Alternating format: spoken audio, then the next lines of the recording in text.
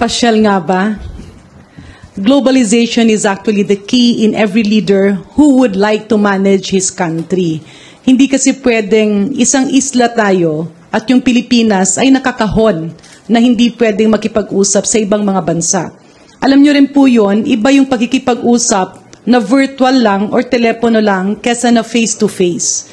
Kakibat kasi nung biyahe ay ang pag-uusap ng harap-harapan kung saan nagkakaroon ng official discussions. Kung ikaw ay isang negosyante at pumasok ka sa isang bansa, syempre pwede kang, sabihin na natin, pwede kang mabudol.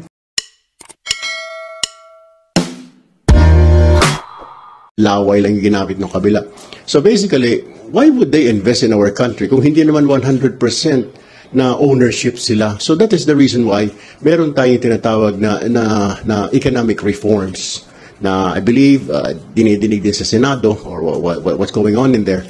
So going back to your question na bakit maraming biyahe, kanya-kanya hong diskarte. Hindi na naman ho si Pangulong Marcos ang may ganung klaseng biyahe po. May mga previous administrations po before him na marami din pong biyahe. Yun lang po.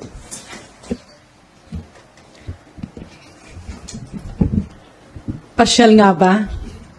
Globalization is actually the key in every leader who would like to manage his country. Hindi kasi pwedeng isang isla tayo at yung Pilipinas ay nakakahon na hindi pwedeng makipag-usap sa ibang mga bansa. Alam nyo rin po yun, iba yung pagkikipag-usap na virtual lang or telepono lang kesa na face-to-face. Kakibat kasi nung biyahe ay ang pag-uusap ng harap-harapan kung saan nagkakaroon ng official discussions. Kung ikaw ay isang negosyante at pumasok ka sa isang bansa, syempre pwede kang, sabihin na natin, pwede kang mabudol. Kasi ba hindi mo alam kung official ba o tama ba yung kausap mo. So the opportunity of government officials going to one country, discussing it with bilateral government institutions, dun mo makikita na nabibigyan ng guide yung mga gustong pumasok sa Pilipinas at yung mga Pilipino naman naghahanap ng possible collaboration with other countries. Alam nyo, madali kasing magbintang at mahirap na palaging sumasagot yung nakasabak sa trabaho. Let's put the situation na dalawang parte. Itong isa, syempre, walang ginagawa. Itong isa naman, napaka-busy kasi incumbent ka, ikot ng ikot ka, meeting right and left, lahat ng problema, sasagutin mo. So, on one side, you will have all the time to criticize the current administration. On the other side naman, itong mga administrasyon, kesa nagugulin mo or ubusin mo yung panahon mo para sagutin ito, mas gugustuhin mong magtrabaho na magtrabaho. So the way things are going, hindi ba mas maganda para sa ating mga Pilipino na yung ating mga leaders ay suportahan ang bawat isa? Because when we hit government, when we keep on criticizing government without putting forward the proper solutions, ang babagsak niyan hindi yung presidente, kundi ang taong bayan. And I have high respect for our former president. Minsan kasi hindi ko rin alam, baka joke niya lang yon. Pero mahirap rin kasi yung ganung joke kapag opisyal naman yung tinatamaan. Now, kung hindi lumalabas ang ating mga opisyal at kung hindi makikipag-usap ang presidente sa iba't ibang mga bansa, especially when you go there and you don't only talk to the president, but you endorse tasks to other officials and to other stakeholders, pagbalik kasi nun, dun pumapasok yung lahat ng staff work. So if you don't initiate that relationship, anong mangyayari sa Pilipinas? Napakaliit natin ikumpara sa ibang bansa. Napakaparami pa nating islands, so mas mahirap yung cost on managing the economy of a multiple island country. Kaya kailangan natin yung mga kasangga. And when you get allies, when you talk to allies, yan ay solusyon para sa mga problema. Balik tayo sa Pilipinas. Bakit nga ba marami sa atin ay nagbabasketball? Di ba kapag nagbabasketball, gusto natin nagbabasketball yung ating mga anak na lalaki? Dahil nagkakaroon sila ng mga kaibigan, at yung mga kaibigan na yon ay nakakausap nila for possible networking. Di ba yung iba dyan, pag medyo social, naggo-golf? O ano nangyayari sa golf? Konti lang, ang karamihan ng pumupunta doon, hindi naglalaro eh. Karamihan ng pumupunta doon ay naghahanap ng makakausap para magkaroon ng alignment at collaboration. Kaming mga doktor, bakit kailangan naming mag-attend ng mga seminar Kasi ang daming pagbabago eh. You have to be updated and you have to align with contacts and networking because that is how the world is. Ang globalization ngayon is not a desire. It's already a need.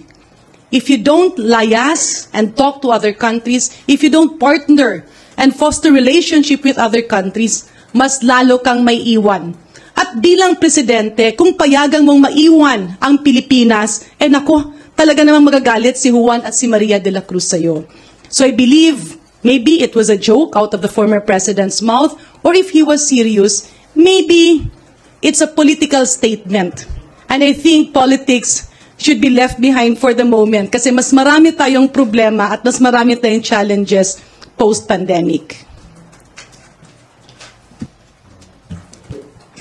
Gusto ko pong dagdagan yung nabanggit po ng mga kasama natin, si Kong Erwin and Kong Janet. Tama po si Kong Erwin dyan. Kanya-kanyang diskarte yan ng Pangulo. And isipin lang naman po natin, yung gustong ma-attain o gustong gawin ng presidente natin is pumunta sa ibang bansa para ipakita na yung Pilipinas handa yan makipag-ugnayan, para ipakita na ang ating bansa ay ready para sa mga gantong investments, partnerships.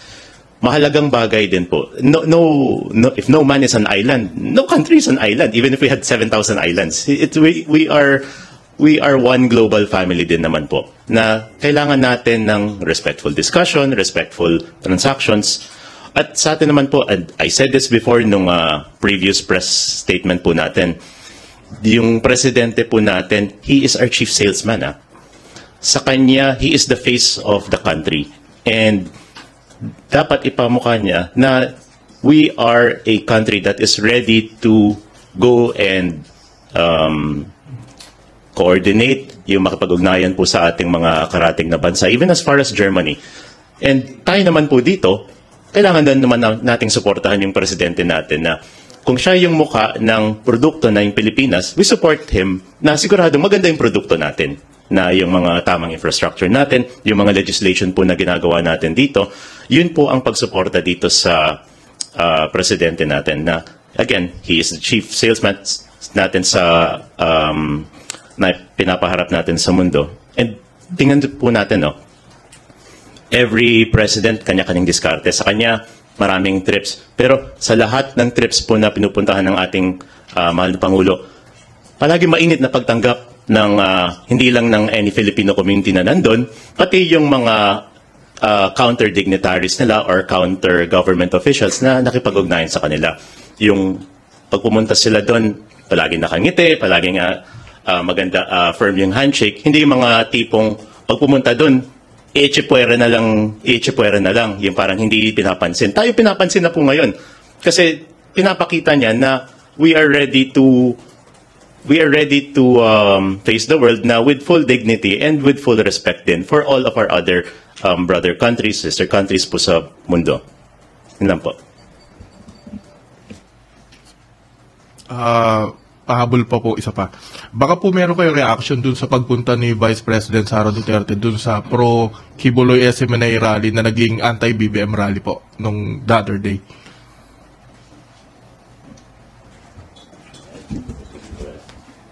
Unang-una, I'm not really privy as to the real reason ng pagpunta ni Vice President kasi syempre, baka nagpunta siya doon kasi prayer rally nga eh. Syempre, any official would like to join a prayer rally with the intention of uniting the country.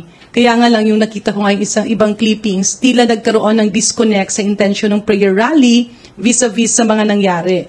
Two things. Maybe the Vice President went there to be the instrument to unite our country. At maganda yan kapag ganyan ang gawin niya kasi nararapat talagang magsama-sama dahil mas marami ang problema natin kapag nag-aaway-away. But on the other hand, politically speaking, I'm not sure, kung let's have an academic discussion of the situation. Kung politika kasi ang pag-uusapan, syempre alam naman ng lahat kung gaano kalawak ang koneksyon ni Pastor Kibuloy.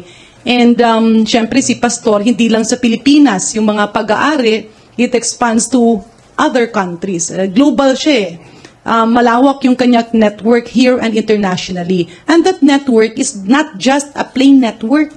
Siyempre, maraming bala yan sa politika, no?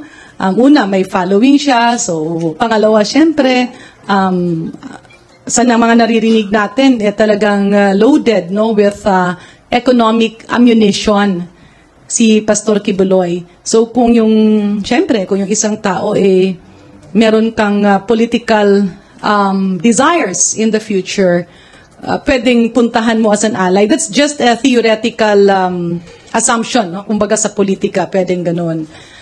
Pero, yun nga dun naman sa, siguro it's, alam mo yung being the vice president, being the acting president, and being a member of the cabinet, vis-a-vis being a friend or a possible benefactor of pastor, yun yung medyo dapat siguro mahiwalay. Medyo masalimuot nga, pero that's basically, andun tayo sa direksyon na paano ba ihiwalay ang isang current official, yung bang when you do good governance, is it good politics? When you do bad governance, bad governance ba is good politics? And good governance ba is bad politics? Siguro yun yung mga analysis na dapat nating tingnan. Hello po, Kongs. Good morning po. 2 questions from my end. First question po, this is for Kong Garin, although the others can chime in po. Kong, just your short assessment po of yung just concluded na plenary debates on RBH 7, and what message do we want to send to the Senate ahead of our third reading approval of RBH 7?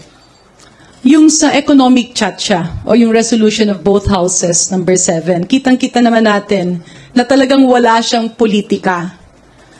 And if there is mistrust in the people, yan ay nangyayari dahil nga maraming mga nagsususol.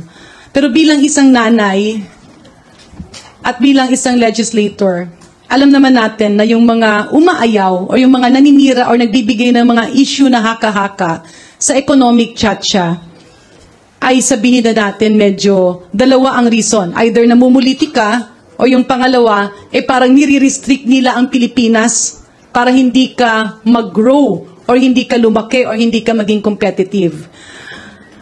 Kaya ang Kongreso ay andi dito para ipakita na we really need to move, we have to deliver, we have to walk the talk kasi yan ay obligasyon namin sa taong bayan. Hindi pa pwedeng kapag hindi ganun ka-popular, ay hindi ka gagalaw. Hindi rin pwedeng maghahanap ka lang or pipiliin mo yung gagalawin mo kasi popular siya sa tao. It should be the other way around. Our decisions and our actions should be directed to what is good for our people. Kasi yun ay obligasyon natin sa taong bayan. Kaya, ayan, natapos tayo ng second reading. Exhaustive naman. At yung iba nga talagang kung hanggang sawa ang pagtatanong at nasagot naman lahat ng katanungan. Sana nga lang gumalaw rin yung Kongreso, ay yung Senado. Kasi bawat araw, bawat buwan, bawat taon at mag-e-eleksyon ulit, ano ang sasabihin natin sa taong bayan? Mahal ang pagkain dahil mahal ang logistics sa loob ng Pilipinas. Magtitiis tayo sa mababang kalidad ng edukasyon kasi pinipilit natin na yung mga investors ay makipag-partner, magkaroon ng technical partner na Pilipino. Ano bang ibig sabihin nito? Kapag papasok ka sa Pilipinas bilang negosyante or investor, hindi ka lamang magbabayad ng totoong buwis sa gobyerno. Magbabayad ka ng napakalaking royalty sa mga Pilipinong andi dito na. At ito yung ating mga oligarchs. Ikatatlo, mahal ang kuryente. Mahirap ang internet. Tingnan natin ang tubig. Tingnan natin ang public transport. Lahat ng ito ay tagos sa araw-araw na buhay ng bawat pamilyang Pilipino. May solusyon ba ito? Meron. Pero napakahirap sa ngayon dahil masyadong kinahon. Yung bang gagawa ka ng solusyon, pero kaakibat ng tulong mo sa sambayan ng Pilipino ay kakasuhad ka dahil dun sa napakatagal ng outdated na batas.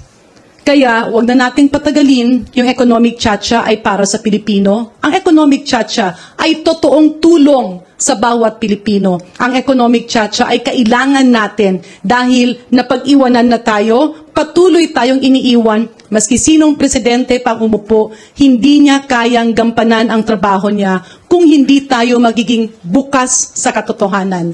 At ang katotohanan, may mga batas na tinali tayo, nagbabago ang mundo, meron na tayong artificial intelligence, marami ng data, marami ng IT. We need to be at par with other countries. Kasi yung iba, sa pananaw nila, to stay in power, you have to let the people remain in poverty. Yan po ay maling-maling kind of governance. Payagan nating umangat ang bawat pamilyang Pilipino kasi sa pag-angat nila, makakatulog tayo ng mahimbing at kapag tayo ay may marami ng mga apo sa tuhod, masasabi natin, we did our obligation to our people.